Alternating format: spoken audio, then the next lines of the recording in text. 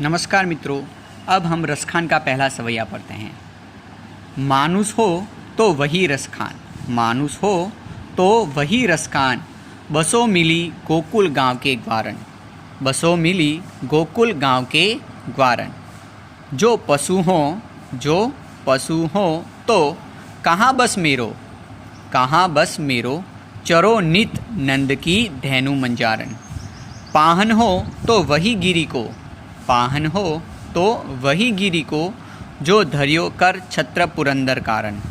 जो खग हो तो बसेरो करो, जो खग हो तो बसेरो करो, मिली कालंदी कुल कदम की डारन। प्रस्तुत सवई में कुछ ऐसे शब्द हैं जिसके हमने यहाँ पर शब्दार्थ लिखे हैं। मानुष, मानुष अर्थात मनुष्य, ग्वारन ग्वाला, बसो यानी बसना, निवास करना, रहना, चरो यानी चरना, नित यानी हमेशा, धेनु अर्थात गाय, मंजारन मध्य में, बीच में, पाहन पत्थर, गिरी पर्वत, कर हाथ, पुरंदर यानी इंद्र, खग पक्षी, कालिंदी यानी यमुना नदी, और कुल अर्थात किनारा। अब ये तो हमने देख लिया इसके शब्दार्थ, लेकिन इनके द्वारा रसखान क्या कहना चाहते हैं समझते हैं। रसखान कहते हैं कि अगर मुझे अगला जन्म मिले, अगर मुझे अगला जन्म मिले तो मैं कृष्ण के साथ संबंधित वस्तुओं के रूप में ही जन्म लेना चाहता हूँ।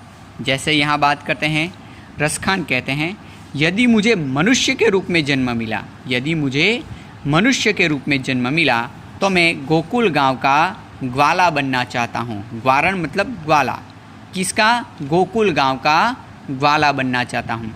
आपको पता ही होगा कि कृष्ण बचपन में गाय भी चराते थे और उनके मित्र सब ग्वाल बाल ही थे।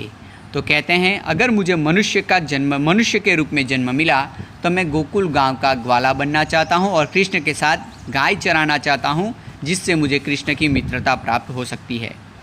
फिर बात करते हैं कि अगर मुझे पशु के रूप में जन्म मिला, रसखान कहते हैं अगर मुझे पशु के रूप में जन्म मिला तो मैं नंद की धेनु, नंद की गाय बनना चाहता हूँ।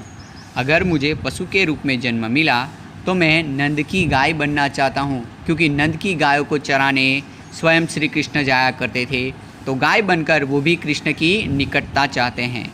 फिर कहते हैं पाहन हो तो वही गिरी को, अगर मुझे पत्थर के रूप में जन्म मिला ने, पाहन अर्थात पत्थर, अगर मुझे पत्थर के रूप में जन्म मिला तो मैं उस पर्वत का, गिरी अर्थात पर्वत, उस पर्वत का पत्थर बनना चाहता हूँ जिसे कृष्ण ने अपने हाथों से उठाया था। आप बताइए कौन सा ऐसा पर्वत था जिसे कृष्ण ने अपने हाथों से उठाया था? तो वो है गोवर्धन पर्वत। तो कहते हैं अगर मुझे पत्थर के रूप में जन्म मिला तो मैं गोवर्धन पर्वत का पत्थर बनना चाहता हूँ, जिसे श्री कृष्ण ने अपने हाथों से उठाया था।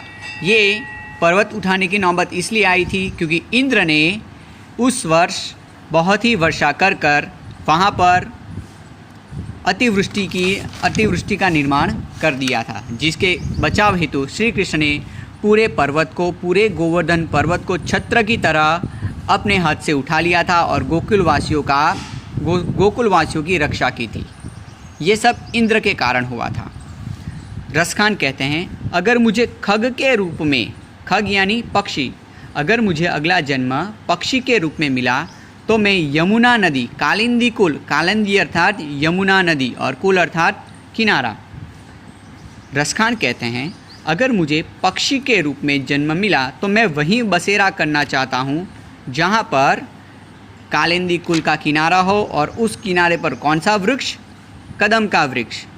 कालिंदी कुल के ऊपर कदम का वृक्ष है, वहाँ पर मैं निवास करना चाहता हूँ।